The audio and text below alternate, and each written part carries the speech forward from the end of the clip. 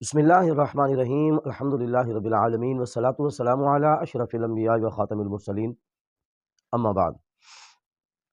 میں آج مخاطب ہوں ممبر آف پارلیمنٹ جناب فیصل سبزواری صاحب اور ان کی جماعت کے جتنے بھی ورکرز ہیں، کارکن ہیں، ذمہ داران ہیں۔ فیصل سبزواری صاحب نے اچرا کے واقعے کے اوپر اسمبلی میں کھڑے ہو کر اپنے خیالات کا اظہار کیا، جو کہ بالکل ہی بھونڈا اظہار کیا۔ فیصل سبزواری صاحب نے وہاں پر کھڑے ہو کر بہت ساری باتیں کی، ہر ایک کے بات کا جواب دینا میں اتنا وقت نہیں ہے میرے پاس اور نہ ہی مناسب سمجھتا ہوں، لیکن ایک بات خصوصی طور پر میں ذکر کرنا چاہوں گا کہ انہوں نے کہا کہ ہماری قوم، ہمارے وہ لوگ اتنے گئے گزرے ہیں، ان کو قرآن اتنا بھی نہیں پڑھایا گیا، انہوں نے قرآن اتنا بھی نہیں پڑھا کہ وہ لفظ حلوہ کو پڑھ سکتے اور اس کا معنی سمجھ سکتے۔ فیصل سبزواری صاحب، اس میں قصور آپ لوگوں کا ہے۔ یہ تو گزشتہ حکومتوں میں آپ لوگوں نے، آپ کی طرح کی تمام جماعتوں نے جان توڑ کوشش کی، مکمل کوشش کی کہ مدارس کو سرکاری دھارے میں لایا جائے۔ یہ تو اللہ بھلا کرے ہمارے ان علماء کا کہ جو آپ لوگوں کے ان باتوں میں نہیں آیا، اور الحمدللہ ہمارے مدارس سرکاری دھارے میں نہیں ہیں، اور تعلیمی میدان کے اندر مدارس کا معیار تعلیم واقعتاً معیار تعلیم ہے۔ یہ افسوس کی بات ہے، دکھ کی بات ہے ان تمام تعلیمی اداروں کے نسبت کہ جہاں پر انگریزی اس حد تک سکھائی جا رہی ہے کہ ہمارے پاکستان کے ابتدائی چھوٹی کلاسوں کے طلباء اگر انگریز کے ساتھ گفتگو کرنا شروع کریں تو شاید انگریز بھی یہ سوچنے پر مجبور ہو جائے کہ وہ انگریز ہے یہ پاکستان کا نوجوان انگریز ہے۔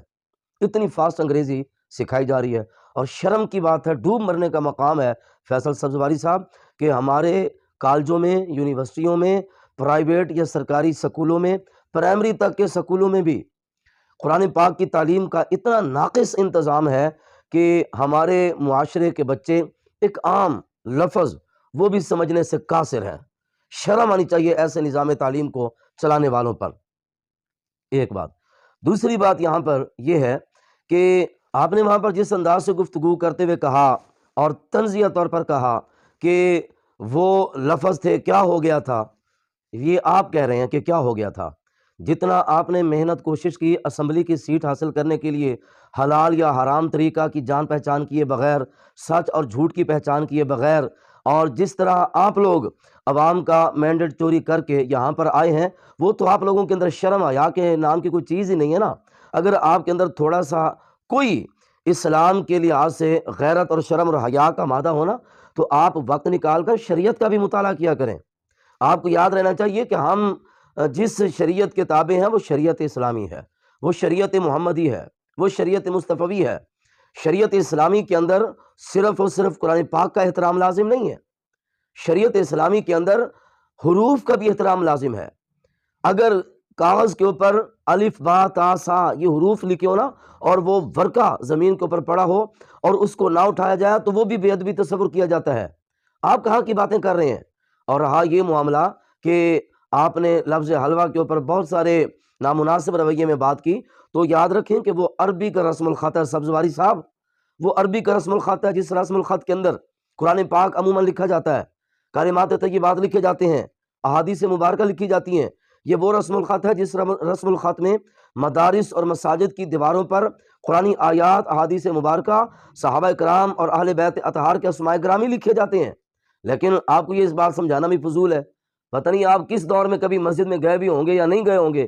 آپ نے کبھی عربی رسم الخط میں لکھی تحریریں پڑھی ہوتی تو آپ ہزار مرتبہ سوچتے یہ باتیں کرنے سے پہلے جو باتیں آپ نے اسمبلی میں کھڑے ہو کر محض اس طبقے کو راضی کرنے کے لیے کی ہیں جس طبقے نے خصوصاً اس عورت کو پروموٹ کیا جو عورت یہ بیہودہ کام سر انجام دینے کی کوشش کر رہی تھی کہ عربی رسم الخط سے لکھا ہوا اور عربی تحریرات سے مزین لباس پہن کر وہ کھلے عام بازار میں آ گئی۔ اس کو بھی شرم آنی چاہیے تھی اس عورت کو، اور آپ کو بھی شرم آنی چاہیے کہ اس کے غلط کام کی آپ حمایت کر رہے ہیں۔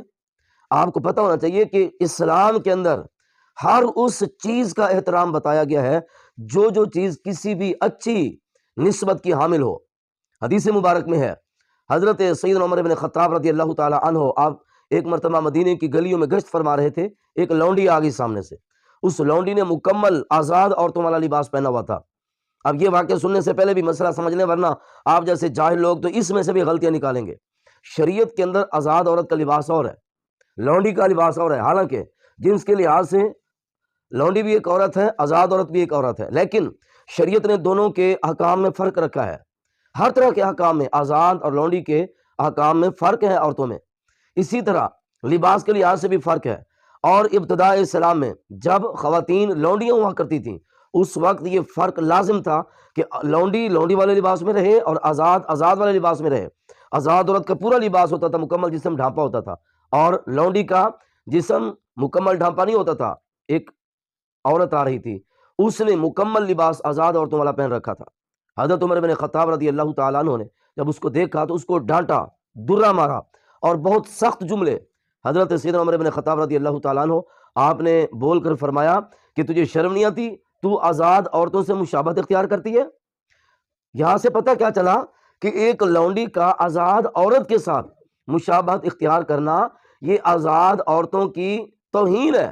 جب دو عورتیں اسلام کے اندر سٹیٹس کے لحاظ سے، ایک لونڈی ہو ایک آزاد ہو، اگر لونڈی آزاد عورت جیسی مشابہت اختیار کر لے، صحابہ کرام نے اس کو برداشت نہیں کیا، تو آج کے دور میں ایک عورت ان حروف کے مشابہ تحریر جو قرآن پاک کا رسم الخط ہے، احادیث کا رسم الخط ہے، وہ لباس کے اوپر لکھ کر آگے، تو آپ کہہ رہے ہیں کہ کوئی بات نہیں، اپنے دماغ کا علاج کروائیں اور کچھ نہ کچھ اسلامی اور دینی شعور اپنے اندر پیدا کریں۔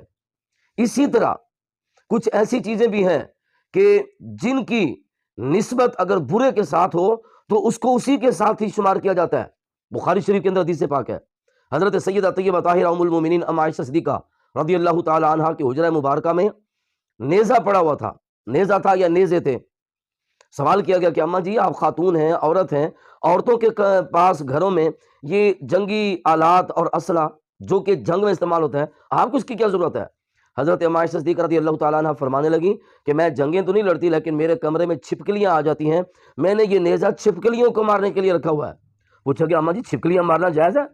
حضرت سیدہ عائشہ صدیقہ نے فرمایا کہ ہاں، یہ چھپکلی شکل میں گرگٹ کے مشابہ ہے، اور گرگٹ وہ جانور ہے کہ جب حضرت ابراہیم علیہ السلام کو آگ میں نار نمرود میں پھینکا گیا تو یہ گرگٹ آگ کے پاس جا کر پھونکے مارتا تھا، اور اس کا ارادہ یہ تھا کہ آگ اور بھڑکے اور معاذ حضرت ابراہیم علیہ السلام جل جائیں۔ یہ گرگٹ کی نیت تھی، اس وجہ سے گرگٹ کو برا کہا گیا۔ اور چھپکلی کی شکل چونکہ گرگٹ کے مشابہ ہے، تو چھپکلی کی مشابہت کی وجہ سے بھی چھپکلی سے بھی نفرت ہے۔ جو چیز برے کے مشابہ ہوگی اس سے نفرت کی جائے گی، اور جو چیز اچھے کے مشابہ ہوگی اس کا احترام کیا جائے گا۔ اسی طرح فیصل سبزواری صاحب، اس خاتون نے جو لباس پہنا ہوا تھا اس کا رسم الخط عربی والا تھا، قرآن والا تھا، احادیث والا تھا، تو جب اس نے وہ لباس پہنا تو مسلمانوں کے جذبات کا بھڑکنا یہ ان کی غیرت ایمانی کا تقاضا تھا اور ان کی فطرت کا تقاضا تھا۔ اگر آپ کو غیرت نہیں آتی، اسلام کے لیے آپ کے جذبات نہیں بھڑکتے، تو پھر آپ اپنے من کے اندر جھانکیں، اپنے اندر چیک کریں کہ آپ کے اندر کوئی خرابی ہے۔ مسلمانوں کے اوپر طنز نہ کریں۔ آپ جن لوگوں کی ایجنٹی کر رہے ہیں، چمچے گیری کر رہے ہیں، آپ ان کے ایجنٹ رہیں، آپ کو کیا لگے؟ تو لہٰذا یہ اسلام والوں کے جذبات کا بھڑکنا یہ ایمان کا تقاضا ہے، جس بنیاد پر وہاں پر اچھرا لاہور کے اندر عورت کے لباس کو دے کر مسلمانوں کے جذبات بھڑکے۔ اور حیرانگی کی بات ہے، میں نے گزشتہ کلپ میں بھی کہا تھا کہ ادھر جذبات بھڑکے تو سب کو مرچیں لگ گئیں۔ کسی نے عورت کے اوپر جوتا نہیں پھینکا تھا، کسی نے عورت کو گندی گالی نہیں دی تھی، صرف اور صرف لبیک کے نعرے لگ رہے تھے نا، منصبہ نبی فقتلو کے نعرے لگ رہے تھے۔ عورت کی ذات کو نشانہ بنا کر تو کسی نے گالی نہیں دی۔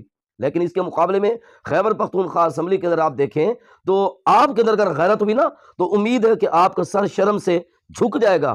وہاں پر بھی ایک عورت تھی جس کے اوپر لوٹا بھی پھینکا گیا، جس پر جوتا بھی پھینکا گیا، جس کے اوپر وہ نسوار کے گولے گٹکے وہ بھی پھینکے گئے، گندی گندی گالیاں بھی دی گئیں، لیکن آپ کی غیرت نہیں جاگی۔ کیوں؟ اس لیے کہ آپ کو درد ذات عورت کی ہمدردی نہیں ہے، آپ کو جو اصل درد ہے وہ یہ ہے کہ اسلام کے نام لیوا ابھی تک غیرت مند کیوں ہے۔ تو انشاءاللہ العزیز یہ اسلام کے نام پر جو مسلمانوں میں غیرت ہے یہ میرے نبی کی عطا ہے، اور انشاءاللہ قیامت تک یہ پاکستان اسلام کے نام پر بنا ہے، اور اسلام کے نام پر جو یہ غیرت ہے یہ اللہ رسول کے عطا کردہ ہے، یہ رہے گی۔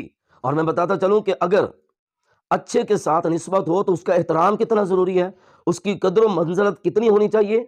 حضرت سیدنا عمر بن خطاب رضی اللہ تعالیٰ عنہ ایک مرتبہ مدینہ طیبہ کی گلیوں میں سے گزر رہے تھے کہ ایک شخص کو آپ نے دیکھا، وہ شخص اس کی عادات و اطوار، انداز گفتگو، لب و لہجہ کوئی پسندیدہ نہیں تھا، ناپسندیدہ لہجہ، آداب گفتگو اچھے نہیں تھے ہے۔ حضرت عمر بن خطاب رضی اللہ تعالیٰ عنہ نے اس کو بلایا، فرمایا کہ تمہارا نام محمد ہے؟ اس نے کہا جی میرا نام محمد ہے۔ یہ محمد رسول اللہ صلی اللہ علیہ وسلم کی بات نہیں میں کہہ رہا، وہ تو اللہ کے نبی ہیں، پیغمبر ہیں، وہ تو اولو العزم تمام رسولوں سے عظمت والے نبی ہیں۔ بعد از خدا بزرگ تو یہ قصہ مختصر، سب سے بڑی عظمت رب کے بعد مصطفیٰ کریم علیہ السلام کی ہے۔ یہ امت مصطفیٰ کے ایک فرد کی بات کر رہا ہوں جس کا نام محمد تھا۔ حضرت عمر رضی اللہ تعالیٰ عنہ، آپ نے فرمایا کہ تم نے کبھی اپنی عادتوں پر غور کیا؟ یا تو اپنی عادتیں ٹھیک کر لو، اگر اپنی عادتیں ٹھیک نہیں نہ کر سکتے تو حضرت عمر بن خطاب رضی اللہ تعالیٰ نے فرمایا کہ پھر اپنا نام بدل لو۔ ایسا نہ ہو کہ تمہاری وجہ سے، کہ تمہاری عادتوں کی وجہ سے کوئی تمہیں ڈانٹے اور محمد کا نام بول کر تمہیں پکارے اور محمد بول کر تمہیں ڈانٹنا شروع کر دے۔ ہمیں اچھا نہیں لگے گا کہ کوئی کہے کہ محمد اچھا آدمی نہیں ہے، حالانکہ وہاں پر اس لفظ سے مراد وہ ذات مصطفیٰ صلی اللہ علیہ وسلم نہیں تھی، ہے ایک اور شخص تھا۔ لیکن صحابہ کرام نے اتنا بھی برداشت نہیں فرمایا کہ اگرچہ یہ نام کسی اور کا رکھا گیا ہے لیکن نام تو ہمارے آقا کا ہے نا، کوئی یہ لفظ بولے کہ محمد اچھا آدمی نہیں ہے، یہاں تک بھی برداشت نہیں کیا۔ حالانکہ وضاحت میں سب کو معلوم ہونا تھا کہ یہ شخص اور ہے جو ذات مصطفیٰ محمد ہیں اور عظمت والے ہیں، شانوں والے ہیں، رفعتوں والے ہیں، بلندی شان کے مالک ہیں، وہ تو اور ہے۔ لیکن چونکہ نام کو نام سے مشابہت تھی، صحابہ نے برداشت نہیں فرمایا۔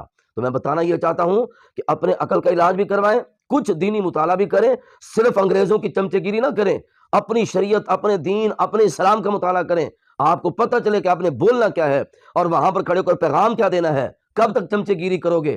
چھوڑ دو ان کی چمچے گیری، آ جاؤ غلامی مصطفیٰ اپناؤ، رسول اللہ کے غلام بن جاؤ۔ جب بھی وکالت کرو اسلام کی وکالت کرو، شریعت کی وکالت کرو، اور مصطفیٰ کریم علیہ الصلوۃ والسلام کی عظمت کی بات